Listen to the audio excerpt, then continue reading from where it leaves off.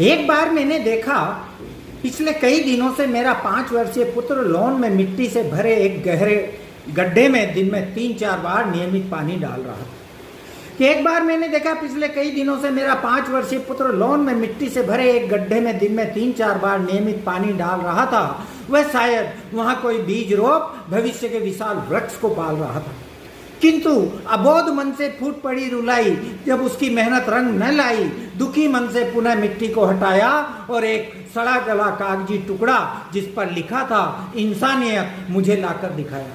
बोला, हर तरफ से कट चुके हैं इंसानियत के पेड़, नई कोपल तो तरुणाई ले तब जब आशीर्वाद देने को जागृत हो अधेड़।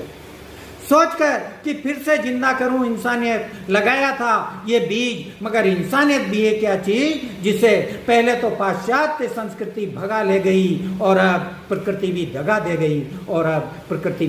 गई और एक और इंसानियत के ऊपर ही छोटी सी रचना कि क्या गरीब क्या अमीर, क्या ग्रामीण और क्या शहरी, सरकारी कर्मचारी या लोकतंत्र के पुजारी, हर आंख थी नम और थे मन भारी। बीच चौराहे पर कफन में लिपटी लाश पड़ी थी, देखकर विदेशियों तक का हुजूम लगता था आपदा बहुत बड़ी थी। मैं भी रुककर भीड़ के नजदीक पहुंचा, देखा तो कांप उठा शरीर समूचा। इंसान की पहचान जो थी दुनिया में, उसकी हत्या हो चुकी थी। इंसानियत नाम की वह चीज इंसान ही के हाथों लाश में तब्दील हो चुकी थी। इंसानियत नाम की वह चीज इंसान ही के हाथों लाश में तब्दील हो चुकी थी और सिवाय वक्ता के कमोबेश सभी थे उस हत्या के जिम्मेदार, क्योंकि वक्ता का तो हो ही नहीं सकता किसी भी जुर्म से सरोकार। इसीलिए लालच की चिता पर व्यभिचार की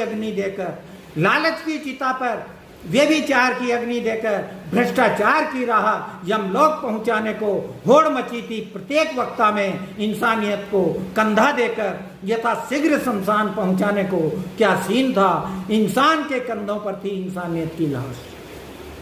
क्या सीन था, इंसान के कंधों पर थी इंसानियत की लाश। काश इंसानियत के कंधों पर होती इंसान की लाश, काश इंसानियत के कंधों पर होती इंसान की लाश।